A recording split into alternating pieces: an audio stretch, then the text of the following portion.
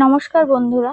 তো জেটেড বাংলা ভাষা থেকে আজকে বাক্যের প্রকারভেদ এবং বাক্য পরিবর্তন এই টপিকটা আলোচনা করব। প্রথমে দেখো, বাক্য সম্পর্কে আমরা বেসিক ছোটবেলায় সবাই পড়েছি, তো সেই জিনিসগুলো আরেকবার একটু ঝালাই করে নেব যাতে ডিভিশন হয়ে যায়। তো দেখো, বাক্য মানে কি বলতো? পরস্পর অর্থের যে সম্পর্কযুক্ত পদ, অর্থাৎ কয়েকটা পদ নিয়ে আমরা কিন্তু বাক্য তৈরি করি এবং সেখানে কিছু অর্থ থাকে। অর্থাৎ মানে ধরো, যেমন আমি ভাত খাবো, এরকম এটাতে একটা অর্থ আছে। খাবো ভাত আমি, এটাতে কিন্তু কোনো অর্থ নেই। তাহলে অর্থ যদি না হয় সেক্ষেত্রে শুধুমাত্র পদ জুড়ে হয় না। তো সেরকমই অর্থ সম্পর্কযুক্ত পদ যদি নির্দিষ্টভাবে মানে ক্রম অনুযায়ী জোড়া হয়, সেই ক্ষেত্রে যখন বক্তব্য, ধারণা বা ভাবনাকে প্রকাশ করে সেগুলি কি বলবো? বাক্য, তাই না? আমরা এটা সবাই জেনেছি। যেমন ইংরেজিতে সাবজেক্ট, ভার্ব, অবজেক্ট সেরকম থাকে, সেরকম বাংলাতেও পদ যেগুলো থাকে সেগুলো কিন্তু একভাবে। দেখো এখানে কিছু এক্সাম্পল, যেমন তুই যাবি না, এটা পুরোপুরি বাক্য। এবার দেখো, অনেক সময় আমরা উত্তরটা শুধুমাত্র না, কেন কেন বলতেও কিন্তু পুরো বাক্যের অর্থটা আমরা বুঝিয়ে দিচ্ছি, যে আমি এই কথাটা বলতে চেয়েছি যে কেন যাব না বা কেন যাব, এরকম। তাহলে যে ক্ষেত্রে সবগুলো সবসময় কি হয়, অনেকগুলো পদ মিলে যে বাক্য তৈরি হয় সেটা নয়, একটা পদেও কিন্তু, এই যে যেমন একটা পদ দিয়েও কিন্তু বাক্যের কাজ করা হয়। কি হয়? একটা পদ দিয়েও বাক্যের কাজ করা হয়। তো এইরকমই না, কেন, ধুর, তবে, এই ধরো এরকম শব্দগুলো, যেটা চারটে শব্দ, এগুলোতে একটা বাক্যের মতো কাজ করছে। একটা শব্দ দিয়েও বাক্য তৈরি হতে পারে। এগুলোকে কেউ কেউ কি বলে? শব্দ বাক্য বলে। আর ইংরেজিতে এগুলোকে আমরা বলি অ্যামরফাস সেন্টেন্স। অ্যামরফাস সেন্টেন্সটা দেখো, এবার অনেক সময় ইংলিশ টার্ম দিয়েও আমাদের কোশ্চেন থাকে। এবার বাংলা ল্যাঙ্গুয়েজ কিন্তু অনেক সময় কঠিনও হয় এবং অ্যামরফাস দিয়েই চলে আসে। তো সেক্ষেত্রে আমাদের মনে রাখতে হবে, যেগুলোর ক্ষেত্রে আমরা শুধুমাত্র একটা পদ দিয়ে কিন্তু বাক্যের যে পুরো অর্থটা বোঝাচ্ছি, সেগুলোকে বলা হয় শব্দ বাক্য বাংলাতে, আর ইংরেজিতে বলা হয় অ্যামরফাস সেন্টেন্স। তো এগুলোর মধ্যে পুরো পুরো বাক্য কিন্তু লুকিয়েছিল। যেমন এটাকে আমরা শুধুমাত্র না না বলে, না যাব না, কেন যাবি না, তাহলে যাবি না কথাটা কিন্তু আমি তখন উচ্চারণ করিনি, কেন বলতেই বুঝিয়ে দিলাম। তো এই ক্ষেত্রে পুরো বাক্যটা এভাবে করা যাবে, হলো। তো আর দেখো, পদ যদি কমানো যায় বা বাড়ানো যায়, সেক্ষেত্রে দুটো পদ ইউজ করতে পারি। এই যে 4টে পদ, 8টে পদ, 16টা পদ, এইভাবে করে আমরা যত বড় বাক্য করবো ততগুলো পদ অ্যাড করলে বাক্যটা তত বড় হবে, এরকম। সেরকমই কিছু এক্সাম্পল আছে।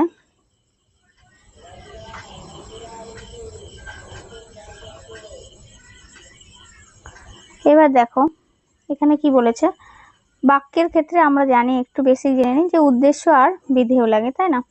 যে ছেলেটা যায়, এগুলো আমরা ছোটবেলায় পড়েছি, যে কোন পার্টটা উদ্দেশ্য, কোন পার্টটা বিধেয়। উদ্দেশ্য যেটা কর্তা বোঝাচ্ছে সেটা উদ্দেশ্য, আর বিধেয় যেটা কর্ম বোঝাচ্ছে। এবার দেখো,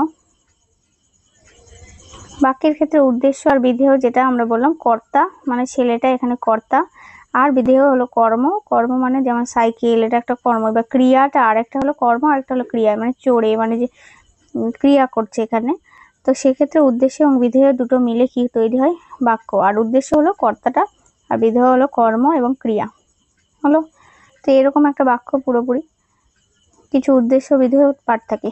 এবার এগুলো বেসিক আলোচনা করার পর মেন যেই পার্ট থেকে কোশ্চেন আসে সেটা হলো বাক্যের প্রকারভেদ। বাক্যের প্রকারভেদ অনুযায়ী, মানে বাক্যের প্রকারভেদের ক্ষেত্রে প্রথমে গঠন আলোচনা করব, তারপর অর্থের অনুযায়ী আলোচনা করব। দেখো, গঠন অনুযায়ীটা বেশিরভাগ আসে আমরা যে কোনো পরীক্ষাতে, সরল বাক্য, যৌগিক বাক্য, জটিল বাক্য, এগুলো কিন্তু কমন কোশ্চেন আর কমন কনসেপ্ট। এগুলো থেকে ভুল হলে আমাদের কিন্তু নম্বরটা এমনি কাটা যায়।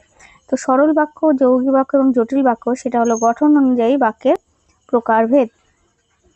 এবার দেখো এখানে উদাহরণ। আচ্ছা, সরল বাক্য, এগুলো তো আমরা জানি যে সরল মানে সিম্পল, তাই না? একদমই মানে এক কথাই যেটাতে বোঝা যাবে। তো গঠনগত দিক থেকে এই তিনটে ভাগ আছে। এবার এই তিনটি প্রধান রূপ ছাড়াও মানে আরেকটি রয়েছে, সেটার নাম মিশ্র বাক্য। এটা অবশ্য আগের তিনটের মধ্যে নির্দিষ্ট একটি গঠনের নিয়ম মেনে তৈরি নয়। সরল বাক্য, যৌগিক বাক্য, জটিল বাক্যের ক্ষেত্রে একটা নির্দিষ্ট নিয়ম আছে, কিন্তু মিশ্র বাক্যের ক্ষেত্রে এটা কিন্তু সেইভাবে নিয়ম মেনে তৈরি হয় না। এবার দেখো সরল বাক্যটা কি। সরল বাক্য বলতে বাক্যের গঠনগত বৈশিষ্ট্য দেখতে গিয়ে এতক্ষণে দেখেছি যে সরল বাক্য মানে সবটাই কিন্তু সরল বাক্যের নিয়মের মধ্যে পড়ে। এবার দেখো সাজিয়ে নেওয়ার কথা বলেছি, যেমন বাক্যগুলি কি কি, বাক্যগুলি একটাই সমাপিকা ক্রিয়া নিয়ে গঠিত হয়। এটা নিয়মটা জেনে রাখলে বাক্যগুলি কি হয়, একটাই সমাপিকা ক্রিয়া, মানে ওখানে একটাই ক্রিয়া থাকছে। বাক্যগুলিতে অসমাপিকা ক্রিয়া থাকতেও পারে, আবার নাও থাকতে পারে, সেটা বাক্য হিসাবে। আবার বলেছে কি, থাকলে একটির বেশি অসমাপিকা ক্রিয়াও থাকতে পারে। আর একটা দেখো, বাক্যগুলি অন্য কোনো বাক্যের সঙ্গে যুক্ত না হয়ে স্বতন্ত্র হয়ে থাকে, মানে নিজেই, সরল মানে ও নিজেই, ও কারোর সাথে অ্যাড হবে বা কারোর মানে সঙ্গে, তো সেটা হবে না। তাহলে সিম্পল যেটা মানে স্বতন্ত্র হয়ে থাকে, নিজে ইন্ডিপেন্ডেন্ট, সেটা হলো সরল বাক্য। বাক্যগুলিতে কখনো কর্তা অংশ এখানে উহ্য থাকে, আবার গোপনও থাকতে পারে, আবার কখনো সমাপিকা ক্রিয়াও কিন্তু অনুক্ত থাকে। এবার হলো এই বিশেষ বৈশিষ্ট্যগুলোর পর এবার দেখো, এবার 3 ধরনের সরল বাক্য, একটা কর্তাযুক্ত ক্রিয়াযুক্ত সরল বাক্য, তারপরে দেখো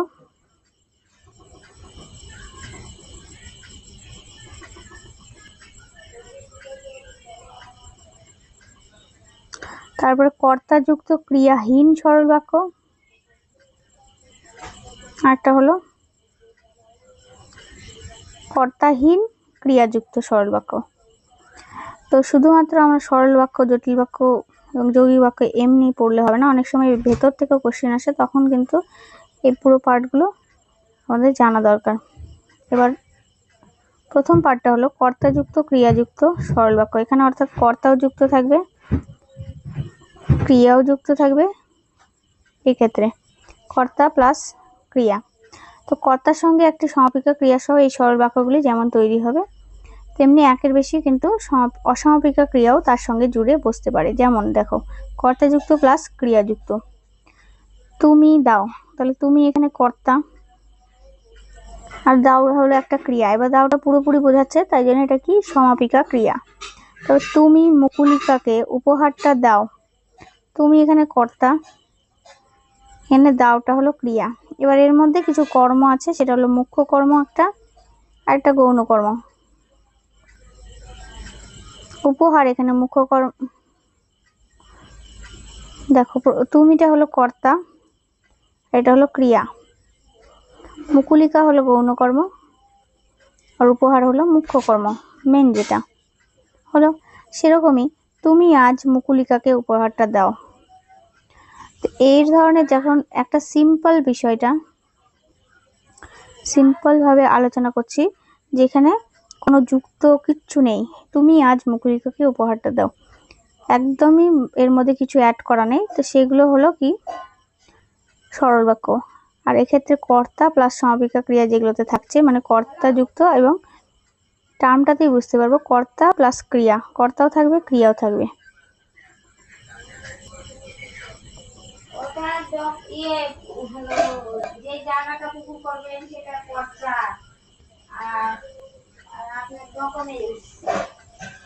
তারপর দেখো, তুমি এই মঞ্চে দাঁড়িয়ে অন্ধদের জন্য ওর কাজের কথা সকলকে জানিয়ে আজ মুকুলিকাকে উপহারটা দাও, কর্তা প্লাস স্থানবাচক প্লাস অসমাপিকা ক্রিয়া প্লাস অসমাপিকা বাক্যখণ্ড। তুমি এই মঞ্চে দাঁড়িয়ে অন্ধদের জন্য, দেখো এখানে তুমিটা হলো কর্তা,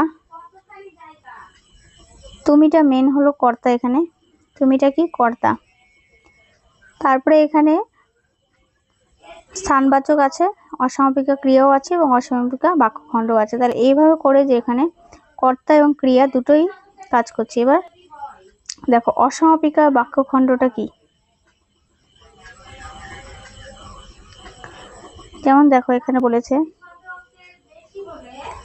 3টে বাক্যে যদি ভাগ করি ওই পুরো সরল বাক্যটাকে, তুমি এই মঞ্চে দাঁড়াও, তুমি অন্ধদের জন্য মুকুলিকার কাজের কথা সকলকে জানাও, তুমি আজ মুকুলিকার কাজের কথা সকলকে জানাও। তাহলে তুমি এই মঞ্চে দাঁড়াও এটা একটা, তুমি অন্ধদের জন্য মুকুলিকার কাজের কথা সকলকে জানাও, তারপর তুমি আজ মুকুলিকার কাজের কথা সকলকে জানাও। আর তারপরে দেখো, তুমি আজ মুকুলিকাকে উপহারটা দাও। তাহলে এক্ষেত্রে কি বলেছে, কর্তা যুক্ত প্লাস সমাপিকা ক্রিয়াযুক্ত সরল বাক্য। যেমন এক্ষেত্রে আমরা ধরো সমাপিকা ক্রিয়াগুলো কেমন, দাঁড়াও, জানাও, এই দুটো কি করেছে, অসমাপিকা ক্রিয়া বানিয়ে নিয়েছে, অর্থাৎ দাঁড়াও জানাও থেকে সেখানে হয়ে গেছে দাঁড়িয়ে আবার জানিয়ে। আবার 6.1 এটা দেখো 6.1 এবং 6.2 এই যে এখানে দাঁড়াও, এই যেখানে তুমি এই মঞ্চে দাঁড়িয়ে, এখানে মেন বাক্যটা বললাম দাঁড়িয়ে, হলো। তাহলে দাঁড়িয়ে জায়গায় আমরা এখানে যখন ভাঙলাম তখন এটা ছিল আসলে দাঁড়াও, সেই দাঁড়াওটা কনভার্ট হয়ে গিয়ে দাঁড়িয়ে হয়েছে। আবার এখানে এই জানাওটা কনভার্ট হয়ে কি হয়েছে, জানিয়ে হয়েছে। তাহলে দেখো এই যে দাঁড়াও আর জানাওটা যখন কনভার্ট হয়ে গেছে, অর্থাৎ এগুলো তখন সমাপিকা ক্রিয়া ছিল, কিন্তু এগুলো কি বানিয়ে নিয়েছে, অসমাপিকা ক্রিয়া। তাহলে অসমাপিকা ক্রিয়া বানিয়ে নিয়েছে এক্ষেত্রে। সেরকমই এই দুটো আসলেই সরল বাক্য, কিন্তু বড় বাক্যটিতে ঢুকতে কি হচ্ছে, ঢুকে সেগুলি মূল বাক্যের ভিতর এক একটা টুকরো অংশ হয়ে গেছে, তারপরেও কাজটাও সম্পূর্ণ হচ্ছে না। মানে আমরা যখনই পুরো বাক্যে যখন ঢুকতে যাবো বড় বাক্যে, তখন কিন্তু এই কথাগুলো দাঁড়াও শুধু বললে হবে না, ছোট ছোট বাক্য হলে আমরা সেভাবে সমাপিকা ক্রিয়া হিসেবে ব্যবহার করব। কিন্তু যখন এখানে পুরো বড় বাক্য করব, তখন সেটা দাঁড়াওটা দাঁড়িয়ে, জানাওটা জানিয়ে হয়ে গিয়ে অর্থাৎ টুকরো অংশ হয়ে গেছে, এবং সেক্ষেত্রে যদি সম্পূর্ণ না হয় কাজটা, সেক্ষেত্রে আমরা এটাকে কি বলবো, অসমাপিকা বাক্য খণ্ড। কি, অসমাপিকা বাক্য খণ্ড। যেমন আরেকবার বাক্যটা দেখে নিই, তাহলে ভালো করে বুঝতে পারবে। তুমি এই মঞ্চে দাঁড়িয়ে অন্ধদের জন্য ওর কাজের কথা, মানে দাঁড়িয়ে বলে দিলাম এক টুকরো অংশ, সকলকে জানিয়ে দ্বিতীয় টুকরো অংশ, আজ মুকুলিকাকে উপহারটা দাও। মানে পুরোপুরি কিন্তু কমপ্লিট হলো না, দাও মানে দেওয়ার কথা বলছে, কিন্তু দিয়েছে বা এইটা কিন্তু কমপ্লিট হলো না, তাই জন্য এটা কি অসমাপিকা বাক্য খণ্ড হলো। আরেকটা কয়েকটা উদাহরণ দেওয়া আছে আরো। মাদল বেশ ভালো গান করে, বারণ করলেও কথা না শুনে শব্দবাজি ফাটাচ্ছিল। এগুলো নর্মাল সিম্পল। যেমন এক রাজার বাড়ির জানালার পাশে টুনটুনি বাসা বাঁধলো, বলাই খুব গাছপালা নেমেতে থাকে, অনেক দূর থেকে একটা বাঁশির সুর ভেসে আসছে। এরকম টাইপের এক্সাম্পল। কর্তাযুক্ত প্লাস ক্রিয়াযুক্ত সরল বাক্য। এবার কর্তা যুক্ত কিন্তু ক্রিয়াহীন। এবার এখানে আমরা দেখবো ক্রিয়াহীন, ক্রিয়া নেই কোথায়। কর্তা আর কর্তার সম্প্রসারক নানা অংশ বাক্যগুলিতে ক্রিয়ার ব্যবহার থাকে না, অর্থাৎ ক্রিয়াটা উজ্জ্ব থাকে বা অনুক্ত। আমরা সবাই রাজা, আমাদের এই রাজার রাজত্ব। এখানে আমরা সবাই হলাম রাজা, কথাটা ক্রিয়াপদটা এখানে কিন্তু হলাম যেটা, সেটা কিন্তু আমরা সবাই রাজা হলাম, সবাই রাজা করে তারপরে বাকিটা কিন্তু দেয়নি, এখানে মিসিং। তাহলে এখানে কিন্তু অনুক্ত আছে, অর্থাৎ এখানে কিন্তু উজ্জ্ব আছে।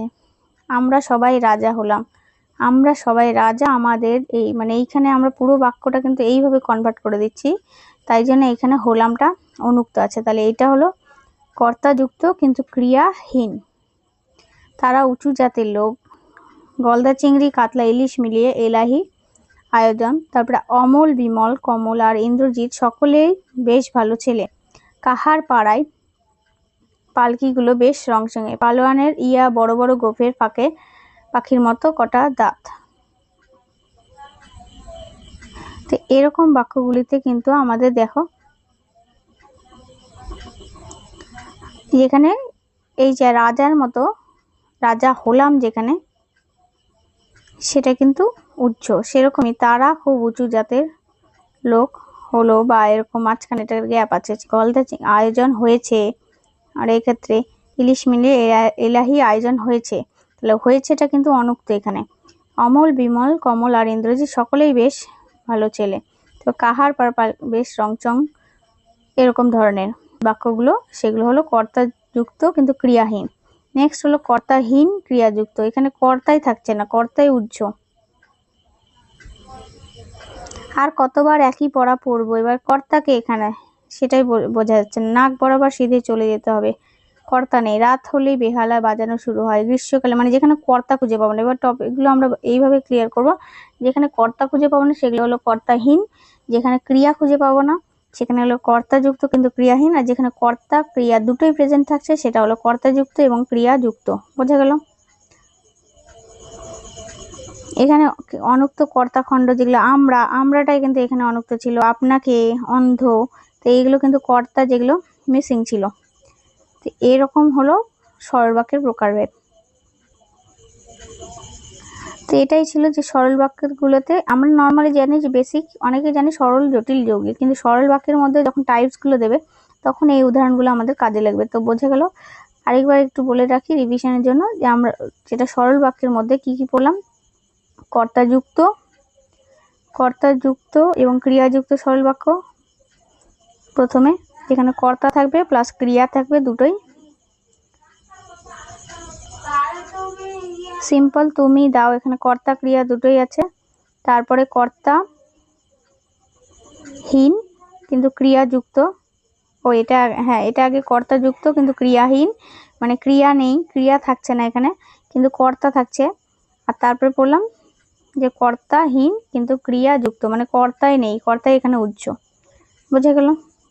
এবার দেখো নেক্সট হলো যৌগিক বাক্য। যৌগিক মানে যৌগ কথাটার অর্থই কিন্তু মানে দুটো বা তার বেশি কিন্তু জিনিস জুড়ে একটা জিনিসে রূপান্তরিত হয়। তার মানে জোড়া, সরলে কোনো জোড়াজোড়ির বিষয় নেই। যৌগিক তার মানে একের বেশি সরল বাক্যকে জুড়ে একটা বাক্য তৈরি করা।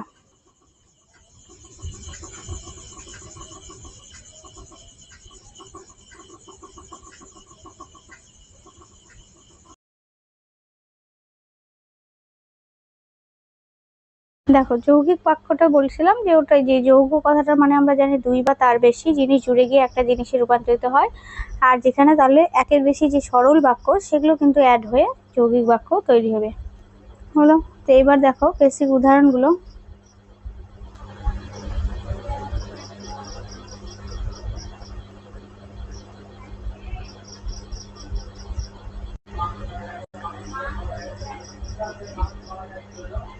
এবার দেখো লোকটা মাছ ধরতে ভালোবাসে, এটা একটা হলো সরল বাক্য। আরেকটা আছে লোকটা মাছ খেতে একদম ভালোবাসে না, এটা হলো আরেকটা সরল বাক্য।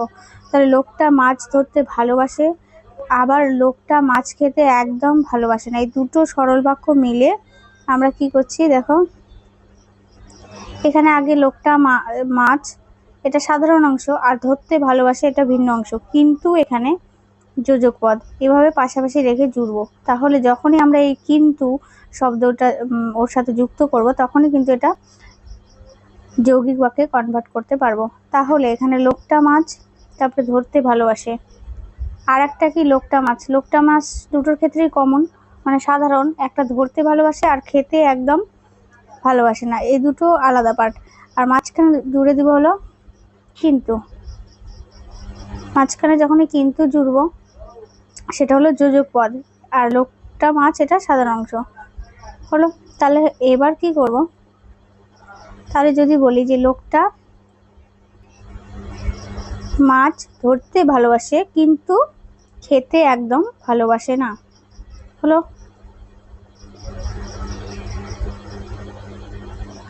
তাহলে যৌগিক বাক্যটা এই যে আলোচনা করলাম, যেটা লোকটা মাছ ধরতে ভালোবাসে কিন্তু লোকটা মাছ খেতে একদম ভালোবাসে না। তো এখানে কিন্তুটা যখন অ্যাড করলাম তখনই দুটো বাক্য আলাদা আলাদা ভাবে ছিল, সেটাকে যোগ করে দিলাম। তাহলে যখনই আমাদের বলবে যে নিচের বাক্যগুলির মধ্যে কোনটি যৌগিক বাক্য চিহ্নিত করো, তখন আমরা দেখতে হবে যেগুলো কিন্তু আছে সেগুলো কিন্তু যৌগিক বাক্য, আর যেগুলো সিম্পল সেন্টেন্স সেগুলো সব সরল বাক্য। হলো?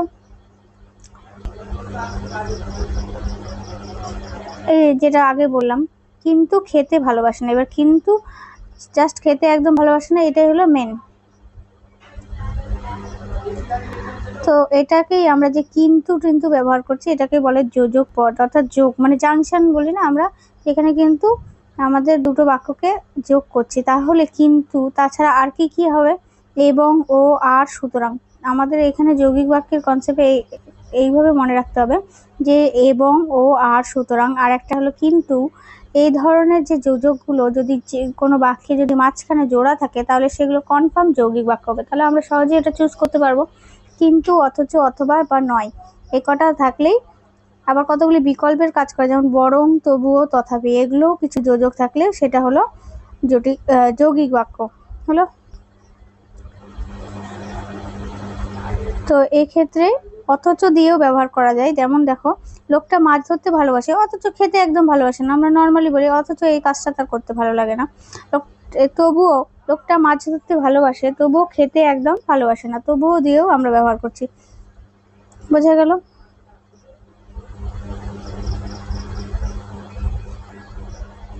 দেখো এবার আমরা যখন বললাম যে কিন্তু মানে ওগুলো জোড়ালে যৌগিক বাক্য, কিন্তু কোনো ক্ষেত্রে যোজক পদ থাকলেই যৌগিক বাক্য চেনা যায়, এটা একটা সহজ সূত্র মনে রাখতে হবে। কিন্তু কিছু ব্যতিক্রম আছে। এবার এই ব্যতিক্রম থেকে আমাদের কোশ্চিনে থাকে অনেক সময়। ব্যতিক্রম দেখো, মঈনুদ্দিন আর ঢোল গোবিন্দ দুজনে মিলে বাজার করতে যাচ্ছে, তাহলে এখানে যে আর যখন জুড়লাম এখানে একটা যোজক পদ হলো আর, কিন্তু এটা যৌগিক বাক্য নয়।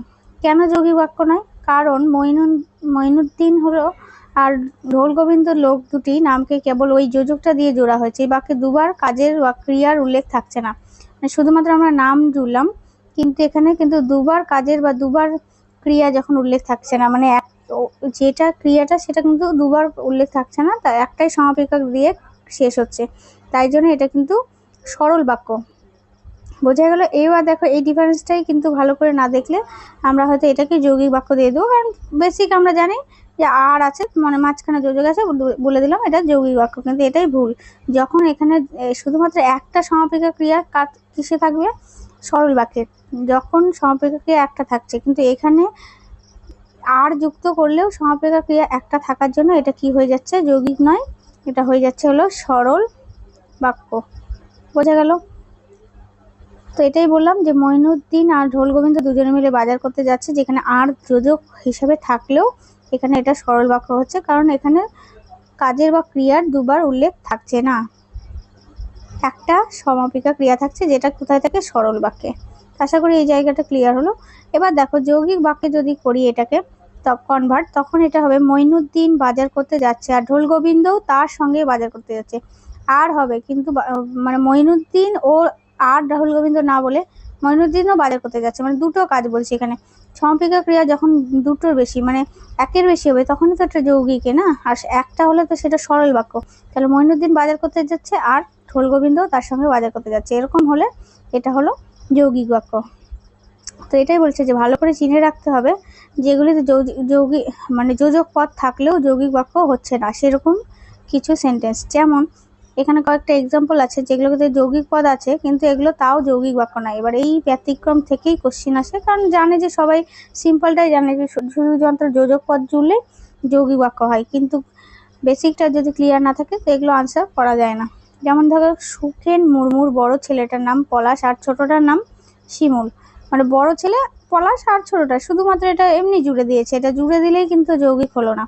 কিছু জামা কাপড় চাল ডাল আর পথ খরচার টাকা নিয়ে সে দেশ ভ্রমণে। এবারে আর এখানে নর্মালি বলছে, এটা কিন্তু সরলের মধ্যে হলো, আরটাকে আমি যদি ভাবি যে যোজক জুড়ে আছে তাহলে যৌগিক, সেটা কিন্তু নয়। সুতৃপ্তি এবং জুড়েছে, এবং শাকিলা দুজনেই গান শিখতে যায়। এবার এখানে এবং জুড়েছে ঠিকই, কিন্তু এক্ষেত্রে দুজন কিন্তু মানে যদি বলতো সুতৃপ্তি গান শিখতে যায় এবং শাকিলা তার সাথে গান শিখতে যায়, তাহলে দুটো কাজের কথা বলছে, এখানে কিন্তু একটা বাক্যের মধ্যে এটা সেরে দিয়েছে, তো সেক্ষেত্রে এটা কিন্তু এবং জুড়লেও যৌগিক বাক্য হবে না। তবে প্রচুর খাবার খেতে দীপ্তিমান ও রঞ্জন দুজনেরই জুড়ি মেলা ভার, এখানেও শুধুমাত্র দীপ্তিমান ও রঞ্জনকে জুড়ে দিয়েছে। তুমি আমি বা ঝুম্পা কেউ একজন যাবে, এটা তো তাই বা যুক্ত করলেই কিন্তু হয় না। ঠিক সেন্টেন্সগুলো মনে রাখলেই করতে পারবে। আজ যেতে পারি, কাল যেতে পারি, পরশু যেতে পারবো না, এখানে কোনো যোজক পদ নেই, এখানে কি যোজক পদ উজ্জ আছে, হলো। এবার যদি যোজক পদ যদি অ্যাড করা যায় তাহলে করা যেত কেমন? আজ যেতে পারি বা কাল যেতে পারি, কিন্তু পরশু পারবো না। তো এটাই বলেছে যে বাক্যগুলিতে যোজক পদ না থাকলেও আসলে কোনোগুলো আবার যৌগিক বাক্যেরই কাজ করছে, সেটা হলো এই যে কমা কমা দিয়ে যখন আছে, আজ যেতে পারি কমা দিয়ে সেটা কিন্তু যৌগিক বাক্যের কাজ করছে। তো যে বাক্যগুলিতে যোজক পদ থাকে না সেগুলো কিন্তু অনেক সময় যৌগিক বাক্যের কাজ করে। যেমন ধরো এগুলো এক্সাম্পল যেগুলো যৌগিক বাক্যের কাজ করছে। আগেরটা বললাম যে মানে শুধুমাত্র যোজক পদ জুড়েই যৌগিক বাক্য করা যায় না, সেরকম এটাতে এখন যে যোজক পদ না থাকলেও উজ্জ থাকলেও সেগুলোকে যৌগিক বাক্য বলা যায়।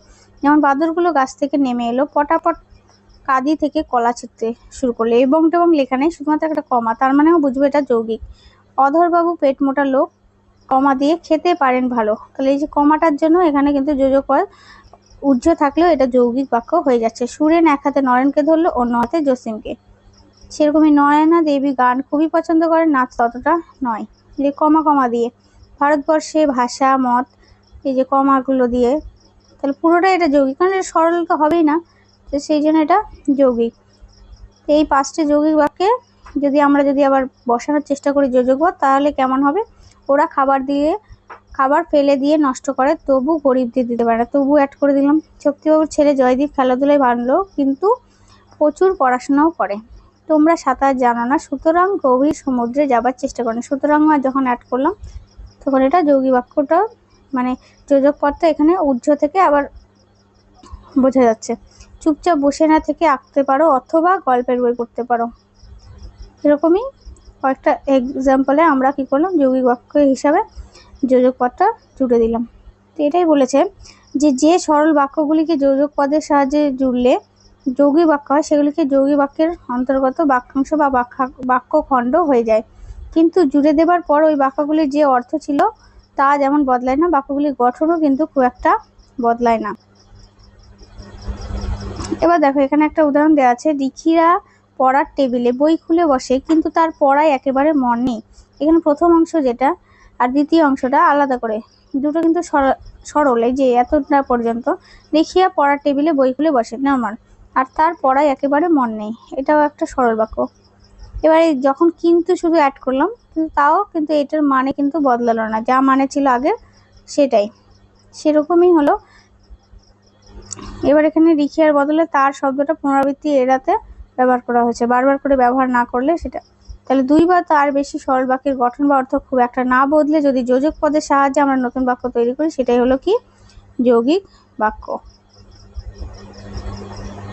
এবার এই পার্টটাও ইম্পর্টেন্ট, মনে রাখা দরকার। এখান থেকেই কোশ্চেন দেয়, যেগুলো বলবে যে মনে রাখা দরকার সেগুলো ইম্পর্টেন্ট। কোনোই সম্পর্ক নেই এমন দুটো সরল বাক্যকে যোজক পদে জুড়ে দিলেই চলবে এমন হয় না, মানে সম্পর্ক তাদের মধ্যে নেই, শুধুমাত্র আমি যোজক পদ মাঝখানে অ্যাড করে দিলাম তাহলেই কিন্তু সেটা মানে যৌগিক বাক্য হয় না, সরল বাক্যই থেকে যায়। দুটোর মধ্যে একটা অন্তত অর্থের যোগ থাকতে হবে, মানে ওর সাথে ওর মিনিং এর কানেকশনটা থাকলে তবে সেটা কিন্তু যৌগিক বাক্য হবে। না হলে শুধুমাত্র যোজক পদ দেখেই আমরা অন্ধের মতো টিক চিহ্ন দিয়ে দিলাম যে এটা হলো যৌগিক বাক্য, তাহলে কিন্তু আনসারগুলো ভুল হয়ে যাবে। সেরকমই, তুমি কারো কথা শোনো না তাই বাজারে জিনিসের দাম হু হু করে বাড়ছে। বই থেকে ইতিহাস পড়ছি কিন্তু বেশি বৃষ্টি হলেই রাস্তাঘাটে জল দাঁড়িয়ে যায়। পড়াশোনা না করে সিনেমা দেখছে অথচ চিড়িয়াখানার কচ্ছপটার বয়স 100 পেরিয়ে গেল। তো এইটার সাথে কিন্তু কোনো মিল নেই, যেমন পড়াশোনা না করে সিনেমা দেখছে, এবার তার সাথে জুড়ে দিয়েছে অথচ চিড়িয়াখানার কচ্ছপ কোথায় আর পড়াশোনা সিনেমা কোথায়। তাহলে দুটো বাক্যের সাথে কিন্তু কোনো একে অপরের সাথে কোনো মিল নেই, তাহলে অর্থের মিল নেই, তার মানে এটা কিন্তু এটা শুধুমাত্র আমরা যদি বলি অথচ আছে, তাই আছে, এই দুটো মিলেই যৌগিক বাক্য হচ্ছে, তা কিন্তু নয়। বোঝা গেল? এরকম বলছে কয়েকটা অর্থহীন যৌগিক বাক্য এরকম ভাবে হয় কিনা। যেমন দেখো, ঈদের সময় ভালো জামা কাপড় কেনে, তা বলে কি সারা বছর কেনে না ভেবেছ?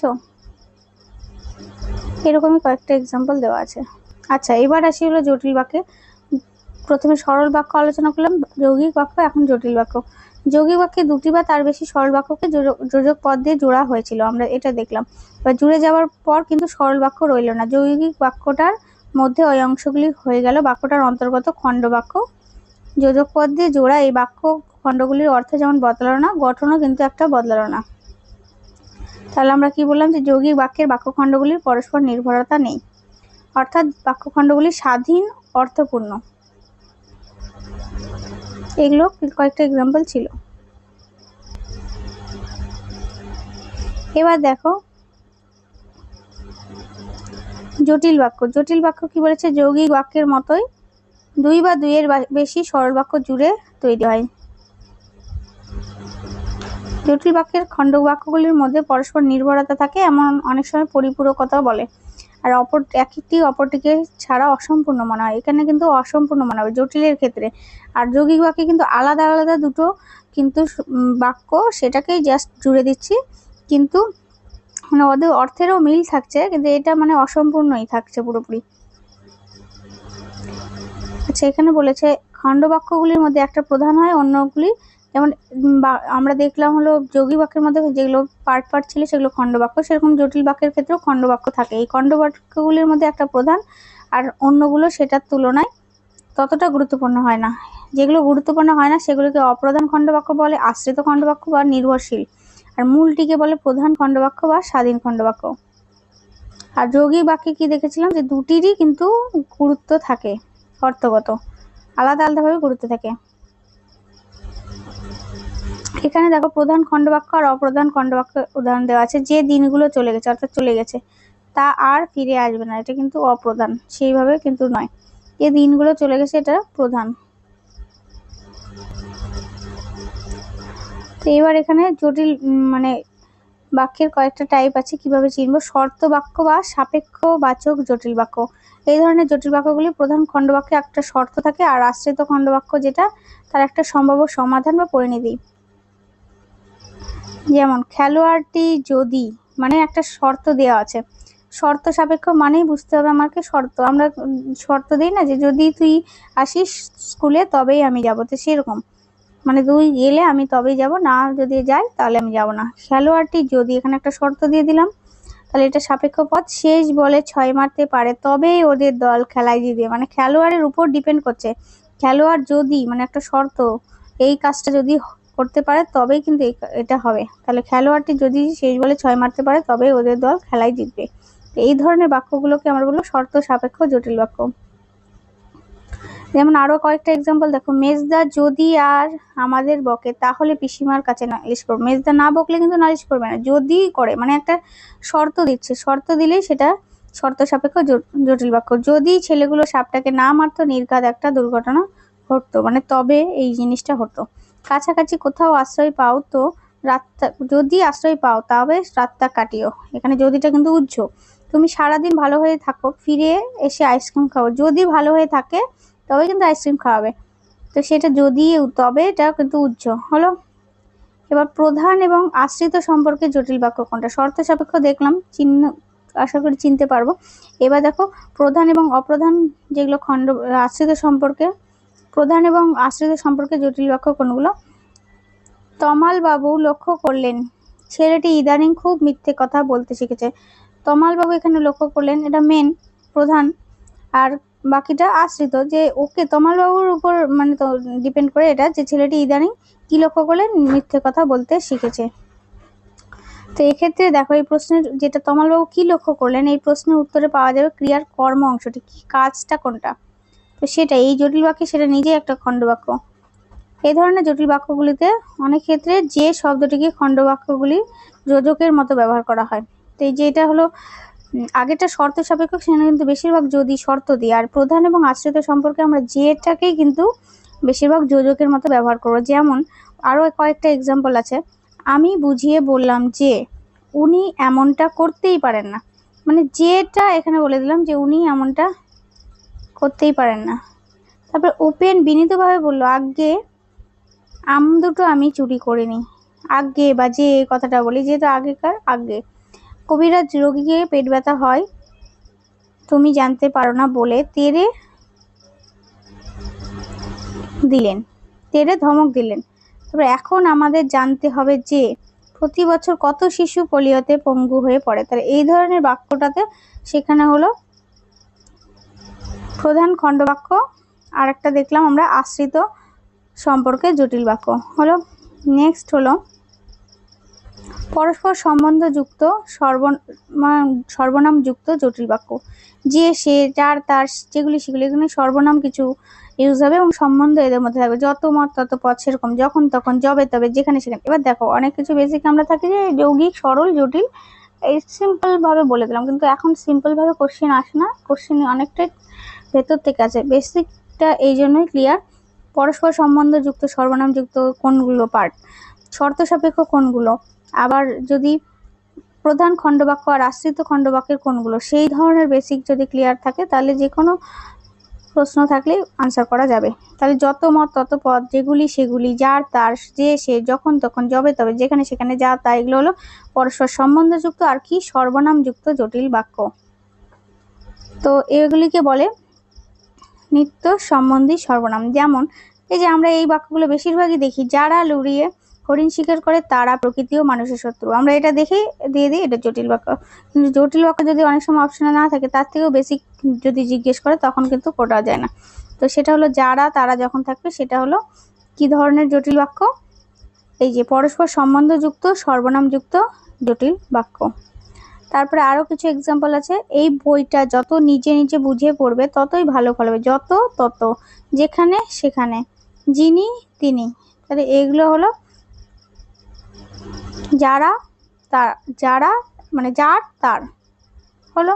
তাহলে যত তত যার তার যেখানে সেখানে তারপরে যখন তখন, এই উদাহরণগুলো ভালো করে দেখলে এখানে দেখতে পাবো যে এটা হলো প্রধান, না এটা প্রধান আর আশ্রিত নয়, এটা বললাম লাস্টের পার্টটা, যে এখানে পরস্পর সম্বন্ধযুক্ত আর একটা হলো সর্বনামযুক্ত জটিল বাক্য। বোঝা গেল?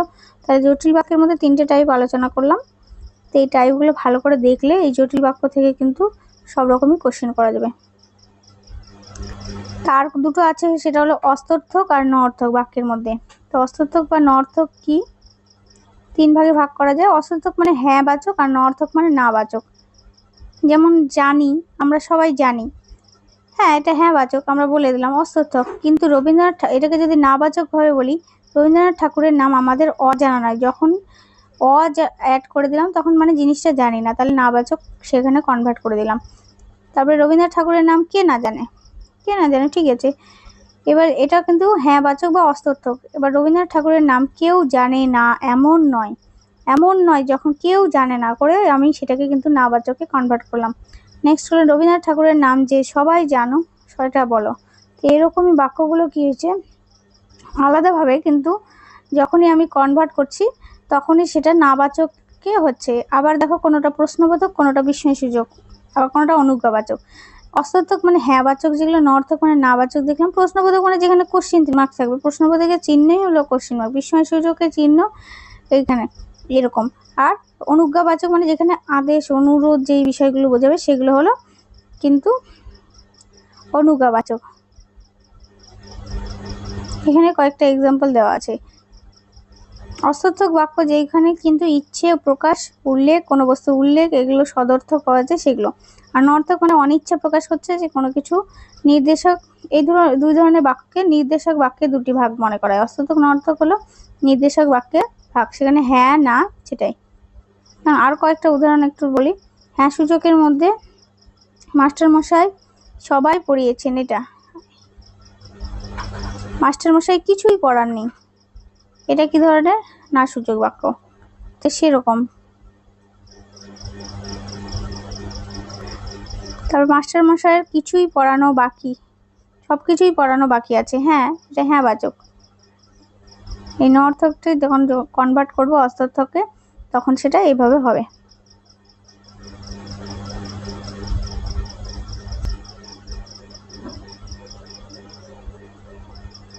তো এখানে অস্তর্থক এবং নঅর্থকের বিষয়গুলো দেওয়া আছে।